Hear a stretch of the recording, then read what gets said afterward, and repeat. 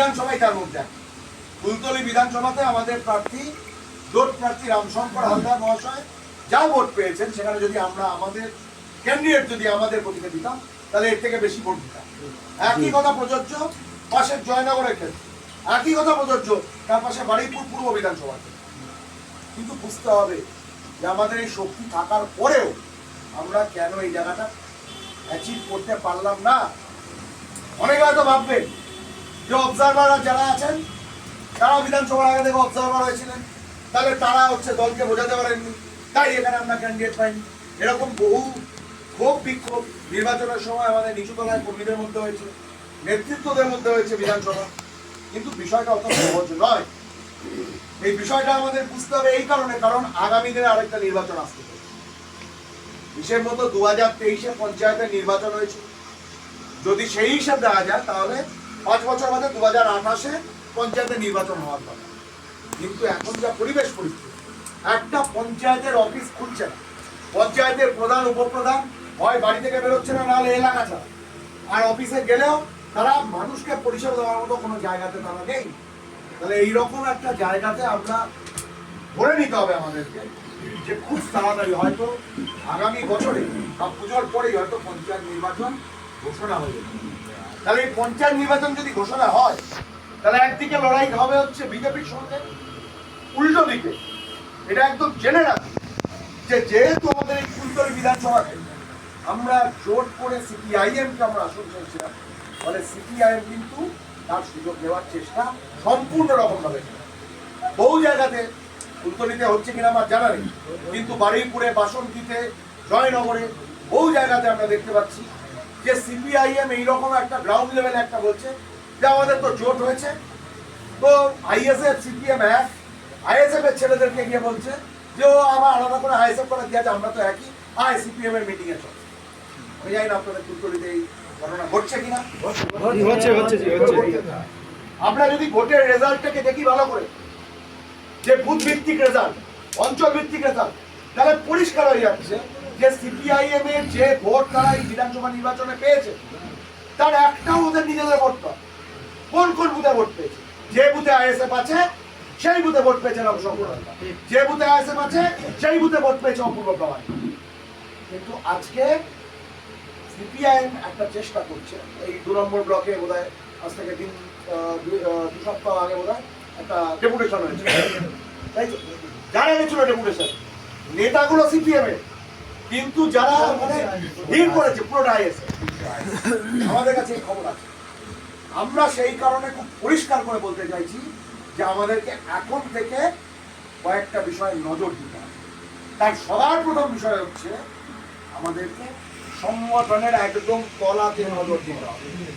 আপনি বাড়ি যত ভালোই বানান না কেন, বাড়িতে মেঝেতে মার্বেল দিচ্ছেন, এই দেওয়ালে চুনের বদলে প্লাস্টার অফ প্যারিস দিচ্ছেন, বাইরের দেওয়ালে দামি এশিয়ান পেন্টসের রং করছেন, চারতলা করছেন, কিচ্ছু যায় আসে না। বাড়ির ভিত যদি দুর্বল হয়, যতই দামি বাড়ি হোক না কেন, বাড়ি ক্ষতিগ্রস্ত হয়। একই রকম ভাবে আমাদের দলের সংগঠন, এই সংগঠনে কত বড় জেলার নেতা এসে বক্তব্য রাখছে, জেলা সভাপতি কতবার আসছে, আপনাদের এলাকাতে নওশাদ সিদ্দিকী সভাতে কত লোক জমায়েত হচ্ছে, কিচ্ছু ম্যাটার করবে না যদি না সংগঠনের ভিত বুথ যদি না ঠিক হয়। সুতরাং এখন আমাদের দল বলছে যে এটাই হচ্ছে সময়, বুথ তৈরি করতে হবে, বুথ কমিটি গঠন করতে হবে। কারণ জেনে রাখুন, পঞ্চায়েত নির্বাচন যখন হবে, আমরা হয়তো অনেকে ভাবছি যে 15 বছরের তৃণমূল কংগ্রেসটা চলে গিয়েছে, তাহলে 2018-তে 2023-এ যেরকম ভাবে তৃণমূলের মাস্তান বাহিনী আমাদের গ্রামে গ্রামে ঢুকে ভোট লুট করেছিল, সেটা বোধহয় আর হবে না। যারা তৃণমূলের হয়ে ভোট লুট করেছে তারা দেখবেন গণেশের হাত ধরে বিজেপিতে জয়েন করে গেছে। হয় কেউ সামনাসামনি করেছে, কেউ পিছনে পিছনে করেছে। যখনই পঞ্চায়েত আসবে দেখবেন সব হুড় করে সব এগুলো ঢুকবে। তার মানে পরিবেশ পরিস্থিতি একই থাকবে। 2018-তে যা হয়েছে, 2023-এ যা হয়েছে, সুযোগ যদি দেওয়া হয় তাহলে আগামী দিনে পঞ্চায়েত নির্বাচনে ওই একই লোক আগে ঘাসফুল নিয়ে করছিল, এখন গেরুয়া জার্সি করে ওই একই রকম ভোট লুট করতে যাবে। একে কে আটকাবে? পঞ্চায়েত নির্বাচনের দিন যখন আপনার বুথে ভোট লুট করতে যাবে, তখন আপনাদের অবজারভার শহীদুল বাবু তার বুথ রক্ষা করতে হবে, আপনাদের জেলা সভাপতি মালিক মোল্লাকে তার বুথ রক্ষা করতে হবে, এই অনির্বাণ তলাপাত্রকে তার বুথ রক্ষা করতে হবে। এরা বাইরে থেকে কেউ আসতে পারবে না। আপনাদের অঞ্চলের নেতা সেও তার নিজের বুথ ছেড়ে নড়তে পারবে না। তাহলে আপনার বুথ ঠেকাবে কে? আপনাদের বুথ কমিটি ঠেকাবে। তাহলে এই বুথ কমিটি আমাদেরকে তৈরি করতে হবে। দল বলছে এইটা হচ্ছে সময়, এই সময় আমাদেরকে অঞ্চলের মেজর বুথ কমপ্লিট করে অঞ্চল কমিটি তৈরি করে ব্লক কমিটি আমাদেরকে তৈরি করতে হবে, করতেই হবে। এটা আমাদের সংগঠনের প্রাথমিক কাজ এবং ইতিমধ্যে আমাদের দলের পক্ষ থেকে গাইডলাইন দিয়ে দেওয়া হয়েছে যে কিভাবে বুথ কমিটি তৈরি করবেন, কতজনের বুথ কমিটি করবে, মিনিমাম কতজন থাকতে হবে, ম্যাক্সিমাম কতজন থাকতে পারে, মহিলা কতজন থাকতে হবে, পুরো ডিটেলস দেওয়া আছে। মোদ্দা বিষয় হচ্ছে এই কাজ আমাদের সর্বাগ্রে করতে হবে। কারণ এই কাজ আপনি যতক্ষণ না করতে পারবেন, বুথ কমিটি তৈরি করে অঞ্চল কমিটি যতক্ষণ না করতে পারবেন, আপনি দুটো কাজ করতে পারবেন না। কোন কাজ করতে পারবেন না? এক, নতুন যে সমস্ত ছেলেরা সংগঠনে আসতে চাইছে, এবং এটা খুব পরিষ্কার বিষয়, আমাদের আগামী দিনে যদি পঞ্চায়েত জিততে হয় তাহলে আমাদের দলে ভোট বাড়াতে হবে, আমাদের দলে কর্মী বাড়াতে হবে। কিন্তু এই ভোট বাড়ানো আর কর্মী বাড়ানো এটা কখন সম্ভব? যখন আমাদের স্ট্রাকচারটা ঠিক আছে। যদি স্ট্রাকচার আমাদের ঠিক না থাকে, সেই অবস্থায় যদি হচ্ছে দলে লোক বাড়ানো ভোট বাড়ানো করার চেষ্টা করা হয়, তাহলে আমাদের দলের অবস্থাও তৃণমূলের মতো। কেন বললাম? এই তৃণমূল কংগ্রেসের কথা ভাবি। 1998 সালে এই তৃণমূল কংগ্রেস দলটা এই গ্রাম বাংলা থেকে তৈরি হয়েছে। আজকে আমাদের আইএসএফ এর সঙ্গে এরকম অনেক মানুষ জড়িয়ে আছে যারা হয়তো আজ থেকে 26 বছর 27 বছর আগে যখন মমতা বন্দ্যোপাধ্যায় কংগ্রেস থেকে বেরিয়ে তৃণমূলটা তৈরি করছিলেন, তখন তাদের সঙ্গে কাঁধে কাঁধ মিলিয়ে তৃণমূলটাকে তৈরি করেছিলেন। কেন? কারণ সিপিআইএম এবং বামফ্রন্টে অত্যাচারী নেতাদের হাত থেকে গ্রামের মানুষকে বাঁচবার দরকার ছিল, এবং তৃণমূল কংগ্রেস লড়াই করেছিল গ্রামের মানুষদের। সিঙ্গুর নদী গ্রামের লড়াই, নেতাইয়ের লড়াই হয়েছিল, এবং তৃণমূল কংগ্রেসের জনপ্রিয়তা পাওয়ার কারণেই তো দল তৈরি হওয়ার মাত্র 13 বছরের মধ্যে দলটা রাজ্যের ক্ষমতায় এসেছিল। কিন্তু তারপর কি, যেই তৃণমূল কংগ্রেস রাজ্যের ক্ষমতায় চলে আসলো, সঙ্গে সঙ্গে যে গ্রামের গরিব মানুষরা খেটে লড়াই করে এই তৃণমূলটাকে রাজ্যের ক্ষমতায় নিয়ে আসলো, তৃণমূলের নেতা নেত্রীরা এই মানুষগুলোকে ভুলে গেল, তাদেরকে কাছে ফেলে দিল। ওই সিপিএম এর যারা অত্যাচার করতো, শওকত মোল্লা, বগরাহাটের সেলিম, ওই রাজারহাট নিউ টাউনের তাপস চ্যাটার্জি থেকে বুড়ি বুড়ি উদাহ শুধু কাছে টেনে তাই নয়, তাদেরকে বড় বড় পদ দিয়ে দিল। কাউকে এমএলএ বানালো, কাউকে এমপি বানালো, কাউকে জেলা পরিষদের সভাপতি বানালো, কাউকে ব্লকের নেতা বানালো, এবং যারা মানুষের উপর অত্যাচার করছিল তারা পদ পেল। আর যে মানুষরা অত্যাচারিত হওয়ার জন্য তৃণমূলকে সাথ দিয়ে নিয়ে আসলো, তারা ধীরে ধীরে দলের বাইরে বেরিয়ে যেতে আরম্ভ করল। তার ফল কি? 15 বছরের মধ্যে দলটা রাজ্যের ক্ষমতা থেকে বেরিয়ে গেল, এবং রাজ্যের ক্ষমতা থেকে বেরোনোর পর 15 দিন টাইম লাগলো না, ভেঙে 3 টুকরো হয়ে গেল। আজকে আইএসএফ কে এখান থেকে শিখতে হবে যে আমরা আমাদের দলটাকে তৃণমূল কংগ্রেস বানাবো না। আমাদের দলকে তৃণমূল কংগ্রেস যদি না বানাতে চাই, তাহলে সবার প্রথম আমাদের যেটা লাগবে, তৃণমূলের যেটা ছিল না আমাদের আইএসএফ এর সেটা আছে, এটাকে আমাদের বজায় রাখতে হবে। আগামী দিনে আরো শক্ত করতে হবে। সেটা হলো দলের শৃঙ্খলা, দলের নীতি, দলের আদর্শ। আমরা পরিষ্কার বলছি যে কোনো মানুষ যারা আমাদের আইএসএফ এর দলের নীতি আদর্শকে মানেন, যারা আমাদের দলের নেতা নওশাদ সিদ্দিকীর নীতি আদর্শ মানেন, তিনি আমাদের দল করতে পারেন, তাকে আমরা স্বাগত জানাই। কিন্তু আইএসএফ করবার একটাই কন্ডিশন, অনলি একটা কন্ডিশন, যে কোনো কন্ডিশন নিয়ে আইএসএফ এ যোগ দেওয়া যাবে না। অর্থাৎ আমি তৃণমূল কংগ্রেসের পঞ্চায়েতের প্রধান ছিলাম, আমি তৃণমূল কংগ্রেসের পঞ্চায়েতের উপপ্রধান ছিলাম, আমি তৃণমূলের ব্লক লেভেলের নেতা ছিলাম, এমএলএর পাশে ঘুরতাম, এমপি পাশে ঘুরতাম। আজকে তৃণমূল ভেঙে টুকরো হয়ে গেছে, বিজেপিতে যাওয়ার আমার উপায় নেই। ভাবছি এই সুযোগে একটু আইএসএফ এর নেতাদের সঙ্গে কথা বলি, ভাবছি এই সুযোগে নিজের যে অনুগামীরা আছে তাদেরকে একজোট করে নিয়ে একটা বড় টিম নিয়ে ফুরফুরা চলে যাই, গিয়ে বলি এই আমি কুন্তলীর এই অঞ্চল থেকে এসেছি, এত ছেলে আমার হাতে আছে, আমাকে দায়িত্ব দিয়ে দিন, আমি কুন্তলীটাকে সাজিয়ে দেব, আমাকে ব্লকের নেতা করতে হবে, আমাকে পঞ্চায়েতের নেতা করতে হবে, আমাকে আগামী নির্বাচনের টিকিট দিতে হবে। কোনো কন্ডিশন নিয়ে আইএসএফ এ যোগদান করা যাবে না। আইএসএফ এ যে কেউ যোগদান করতে পারে, কিন্তু আইএসএফ দলের গাইডলাইন মেনে, যেহেতু আমাদের নেতৃত্ব আছে, তাদের নেতৃত্বকে মেনে নিয়ে মানুষের জন্য কাজ করবার আদর্শ নিয়ে যদি কেউ আসেন আমাদের দলে তাকে স্বাগত। কিন্তু যদি কেউ মনে করেন ওই তৃণমূলের মতো আমি আমার সঙ্গের পেটুয়া লোকদেরকে এখানে ভোট দিয়ে হচ্ছে আমি আইএসএফ এ আসবো, তাহলে আইএসএফ এর দরজা তার জন্য খুলবে না। এই সময় দাঁড়িয়ে আমাদের ওই জন্য এই বুথ কমিটির কাজ, অঞ্চল কমিটির কাজ দায়িত্ব সহকারে বহু জায়গায় আমাদের যে কমিটি ছিল, অনেক জায়গায় কমিটি ছিল, অনেক জায়গায় কমিটি ছিল না, কিন্তু আমরা জানি এই নেতৃত্বরা কাজ করছে, সংযোগের অভাব হচ্ছে, সমন্বয়ের অভাব হচ্ছে। এই যেরকম বলছিল যে খবর এখানে আজকের মিটিং এর খবর অনেকে পাইনি, বিভিন্ন রকম হতে পারে, সেগুলো নিয়ে আমাদের নিজেদের মধ্যে যেটুকু বিভেদ, দ্বন্দ্ব, রাগ, ক্ষোভ যা আছে সেটাকে এই সময় আমাদেরকে মিটিয়ে ফেলতে হবে। কারণ আগামী দিনে আমাদের লড়াই অনেক বেশি। তৃণমূল সরকার থেকে চলে গিয়েছে, তার জায়গায় যে সরকারটা এসছে সেই সরকারটা হচ্ছে বিজেপি। যে বিজেপির সরকার ক্ষমতায় আসার আগে বলেছিল, ভোটের আগে বলেছিল আমাদেরকে ভোট দিন, কেন? কারণ লক্ষ্মীর ভান্ডার ১,৫০০ টাকা, আমরা ক্ষমতায় আসলে অন্নপূর্ণার যোজনা ৩,০০০ টাকা।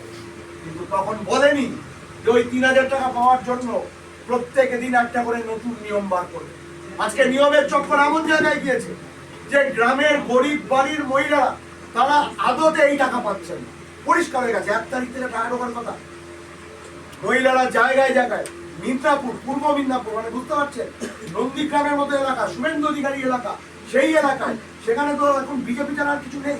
অর্থাৎ বিজেপির মহিলারা তারা গিয়ে হচ্ছে বিক্ষোভ দেখাচ্ছে, অভিযোগ করছে। আজকে তো খবর পেলাম যে এতদিন তৃণমূলের লোকেদের উপর ডিম করছিল, আজকে সরকারি অফিসারদের উপর ডিম করেছে। কেন?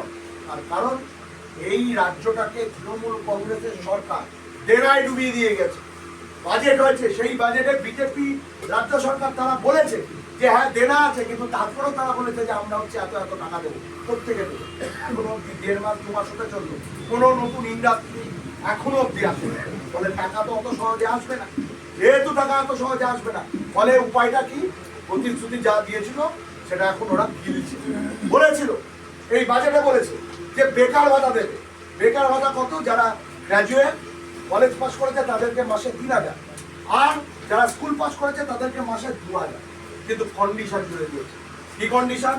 বলছে যাদের, তারাই এই বেকার ভাতা পাবে যাদের পরিবারের মোট বার্ষিক আয় বছরে ১ লাখ টাকার বেশি নয়। বছরে ১ লাখ টাকার কম মানে মাসে ৮,০০০, ৮,৫০০ টাকা।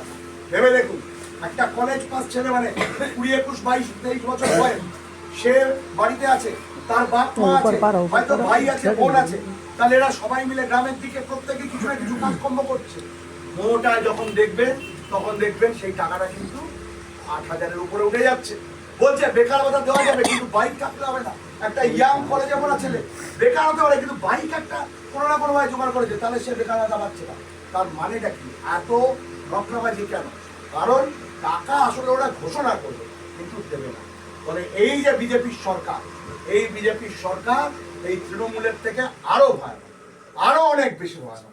এবং ভয়ানক বলেই এই বিজেপির সরকার, আপনারা দেখেছেন যে একদিকে গোটা দেশ জুড়ে তারা যেরকম ভাবে সংখ্যালঘু মুসলমান মানুষের উপর আক্রমণ আনছে, আমাদের রাজ্য ক্ষমতায় আসার পর সেই একই কাজ করছে। কিন্তু যে সমস্ত হিন্দু অংশের মানুষেরা ভেবেছিলেন যে এই মমতার সরকার সরে গিয়ে হিন্দু হিন্দু ভাই ভাই বাকি কারো ঠাঁই নাই বলে হিন্দুদের সরকার আসবে, এই ভেবেছে গরিব ঘরের হিন্দু লোকেরা বিজেপিকে ভোট দিয়েছিল, আজকে সব থেকে বেশি ক্ষতি তাদের হচ্ছে। এই যে স্টেশনের পেছনে হকার উচ্ছেদ, যতজন হকারের ঘর ওখানে ভেঙেছে, যতজন হকারের দোকান ভেঙেছে, তাদের 90%, 90% বেশি মুসলমান নয়, হিন্দু। এই যে জায়গায় জায়গায় যে সমস্ত মানুষেরা ভাতার টাকা পাচ্ছে না বলে আজকে ও বিক্ষোভ করছে, তাদের মেজরিটি হচ্ছে হিন্দু। আজকে তেলের দাম কমে তো দেয়নি, বাড়িয়ে দিচ্ছে, এবং তেলের মধ্যে আখের রস মেশাচ্ছে, হিন্দুদেরও ক্ষতি হচ্ছে। এরকম ভাবার কোনো কারণ নেই যে বিজেপি হিন্দুদের জন্য কথা বলছে। বিজেপি যদি হিন্দুদের জন্য কথা বলতো, এখানে যে বিজেপির ক্যান্ডিডেট হয়েছিলেন মাধবী বলে যে মহিলা, গত ৫, ৯, ১০, ১৫ বছর ধরে এই কুলতলি বিধানসভা, এটা শিডিউল কাস্ট, তাই তো? তার মানে এখানে শিডিউল কাস্ট মানুষের সংখ্যা বেশি। তাহলে এখানে সরকারি চাকরিতে শিডিউল কাস্ট কোটাতে শিডিউল কাস্ট মানুষের চাকরি পাওয়ার কথা, কিন্তু আমাদের নেতা নওশাদ সিদ্দিকী বিধানসভায় দাঁড়িয়ে প্রশ্ন করেছিল যে কজন শিডিউল কাস্ট মানুষ প্রকৃতপক্ষে এসসি কোটায় চাকরি পেয়েছে। উত্তর দেয়নি তখন মমতা সরকার। আমরা আরটিআই করেছিলাম, আরটিআই করে আমরা যে তথ্য পেয়েছিলাম তা হচ্ছে ভয়ানক। এই বাসন্তী, কুলতলি, জয়নগর এসসি যেগুলো আছে, এখানে সরকারি চাকরি এসসি কোটায় যারা চাকরি পেয়েছে তাদের মধ্যে পদবি হচ্ছে চক্রবর্তী, চ্যাটার্জি, ব্যানার্জি, মুখার্জি, মানে উচ্চ বর্ণের হিন্দু ব্রাহ্মণ কায়স্থ, তারা এসসি কোটার চাকরি খেয়ে ফেক এসসি সার্টিফিকেট দিয়ে চাকরি নিয়েছে। কারা ফেক এসসি সার্টিফিকেট দিয়েছে? এই গণেশ মন্ডল, বিশ্বনাথ দাস, ভবদা, এমএলএরা ছিল, এরা দিয়েছিল। কিন্তু এরা যখন ফেক এসসি সার্টিফিকেট দিয়ে এসসি হিন্দুদের চাকরি খাচ্ছিল, তখন এই মাধবীর মতো যে সমস্ত নেতারা, বিজেপির মতো হিন্দু হিন্দু করা নেতারা, তারা তখন কি করছিল? একজনও রাস্তায় বিক্ষোভ করেনি। যে বিজেপি 77 জন এমএলএ ছিল তাদের একজনও হচ্ছে কোনো কথা বলেনি। কে কথা বলেছিল? বলেছিল হচ্ছে আইএসএফ। এই এসসিদের, প্রকৃত এসসিদেরকে চাকরি দিতে হবে, এই দাবি নিয়ে গত বছর আগস্ট মাসে ধর্মতলা থেকে গ্রেপ্তার হয়েছিল হচ্ছে এই নওশাদ সিদ্দিকী। তাহলে হিন্দুদের দল বিজেপি নয়, বিজেপি বড় লোক। বিজেপি আপনার পকেটে পয়সা থাকলে দেখবেন আপনি হিন্দু না মুসলমান, কিন্তু আপনার পকেটে যদি পয়সা না থাকে, আপনি যত বড়ই হিন্দু হন না কেন, সারাদিন জয় শ্রীরাম বলে গেল, আপনার জন্য বিজেপি কিচ্ছু করবে না। এই কথা আমাদেরকেও বলতে হবে আমাদের কুলতলির মধ্যে যে হিন্দু এরিয়া আছে তার মধ্যে দিয়ে। কারণ ভাবছে আগামী দিনে পঞ্চায়েত নির্বাচন তো আমরা জানি, আমাদের যা শক্তি সংগঠন আছে, আমরা যদি ঠিকমতো আমাদের সাংগঠনিক কাজ করতে পারি, নিশ্চিতভাবে পঞ্চায়েতে আমরা অসংখ্য গ্রাম সভার আসন জিতবো, সমিতি জিতবো, এমনকি জেলা পরিষদের আসন আমরা জিততে পারি। কিন্তু আগামী দিনে এরপরে বিধানসভা নির্বাচন আবার হবে, এবং বিধানসভা নির্বাচন যখন হবে, এটা শিডিউল কাস্ট সিটই থাকবে। তাহলে এই শিডিউল কাস্ট সিটে আইএসএফ যতই পঞ্চায়েত জিতুক না কেন, যদি বিধানসভা জিততে হয়, তাহলে আমাদেরকে শিডিউল কাস্ট মানুষদের মধ্যে যেতে হবে, আমাদেরকে শিডিউল ট্রাইব মানুষদের মধ্যে যেতে হবে, আমাদেরকে হিন্দু বংশের মানুষদের মধ্যে সংগঠন তৈরি করতে হবে। তবেই তো হচ্ছে তাদের কাছে আমরা পৌঁছতে পাবো, তাদের মধ্যে থেকে আমরা প্রতিনিধি পাবো। কারণ এখানে যখন বিধানসভা নির্বাচন যদি আগামী দিনে আমাদেরকে নিজেদের প্রতীকে লড়তে হয়, সেখানে তো আর শহীদুল মাস্টার দাঁড়াতে পারবেন না, সেখানে তো আর অনির্বাণ তলাপত্র দাঁড়াতে পারবে না। সেখানে কিন্তু আমাদের এসটি সমাজের একজন মানুষকেই দাঁড় করাতে হবে। আর ভাড়া করে যদি আমরা ক্যান্ডিডেট নিয়ে আসি, তাহলে তার ফল কি হয় আমরা লোকসভা নির্বাচনের সময় দেখেছি। এই দক্ষিণ 24 পরগনা জেলাতে যে কটা লোকসভা আসনে আমরা ভাড়া করে ক্যান্ডিডেট নিয়ে এসেছিলাম, সংগঠনের লোক ছিল না, তাদের চেহারা, তাদের আচার ব্যবহার, তাদের শিক্ষাগত যোগ্যতা দেখে তাদেরকে আমরা এত বড় জায়গা দিয়েছিলাম। নির্বাচনে হারার পর তাদেরকে আমরা খুঁজে পাইনি, এবং তাদের প্রত্যেকে অন্য দল জয়েন করেছেন এই আইএসএফ। তাই আমরা আইএসএফ বলছি আগামী দিনে